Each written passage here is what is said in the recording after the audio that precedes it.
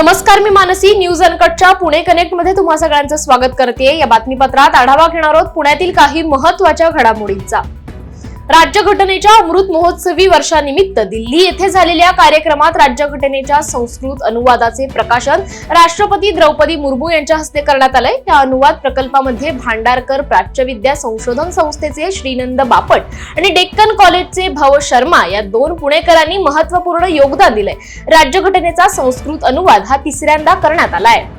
प्रवासी वाहतुकीमध्ये पुणे विमानतळ ऑक्टोबर 2024 या महिन्यात देशात 9व्या क्रमांकावर आलाय. या महिन्यात पुणे विमानतळावरून आंतरराष्ट्रीय आणि देशांतर्गत प्रवासी मिळून 8,59,229 प्रवाशांनी प्रवास केलाय. ही प्रवासी संख्या देशातील इतर विमानतळांच्या तुलनेत 9व्या क्रमांकाची होती. पुणे विमानतळावरील नवीन टर्मिनल सुरू झाल्यामुळे पुणे विमानतळ आता चढत्या क्रमांकावर जात आहे. शहरातील वाहतूक कोंडी सोडवण्यासाठी स्मार्ट सिटी अंतर्गत उभारण्यात आलेली adaptive traffic management system signal यंत्रणेची जबाबदारी पुढील 5 वर्ष स्वीकारण्याची तयारी स्मार्ट सिटी कंपनीच्या प्रशासनाने दाखवली. तसं पत्र नुकतंच महापालिकेला देण्यात आलं असून स्मार्ट सिटी कंपनीच्या संचालक मंडळाच्या बैठकीत याबाबत अंतिम निर्णय घेतला जाणार आहे. महापालिकेचे अतिरिक्त आयुक्त पृथ्वीराज बी.पी. यांनी ही माहिती दिली आहे. पुणे नगर रस्त्यावर होणारी वाहतुकीची कोंडी सोडवण्यासाठी खराडी शिवणे हा नदीपात्रातील प्रलंबित रस्ता तातडीने पूर्ण करण्याची मागणी वडगाव शेरीचे नवनिर्वाचित आमदार बापूसाहेब पठारे यांनी केली आहे. महापालिका आयुक्त डॉक्टर राजेंद्र भोसले यांची भेट घेत वडगाव शेरी मतदारसंघातील प्रलंबित प्रश्नांबाबत चर्चा देखील केली आहे. शहर अभियंता प्रशांत वाघमारे, पथ विभागाचे प्रमुख अनिरुद्ध पावसकर यांच्यासह इतर अधिकारी यावेळी उपस्थित होते.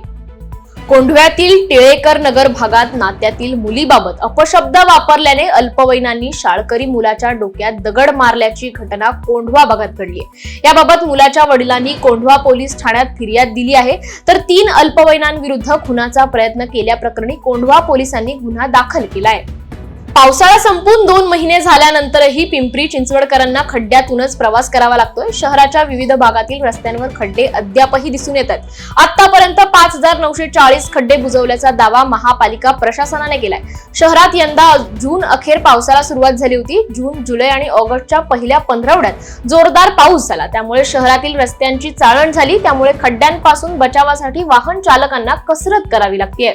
दुचाकी स्वारासह सहप्रवाशानेही हेल्मेटचा वापर करण्याच्या आदेशाच्या अनुषंगाने शहर पोलिसांकडून सुरुवातीला जनजागृती करण्यात येणार आहे. दुचाकी चालवताना संबंधितांनी हेल्मेटचा अधिकाधिक वापर करावा यासाठी प्रोत्साहन दिले जाणार असून तुर्तास कारवाईचा बडगा उगारण्यात येणार नाहीये असं पोलीस आयुक्त अमितेश कुमार यांनी स्पष्ट केलंय. तर परिस्थितीचा आढावा घेऊन जानेवारीमध्ये कारवाईबाबतचा निर्णय घेऊ असंही पोलीस आयुक्त म्हणाले.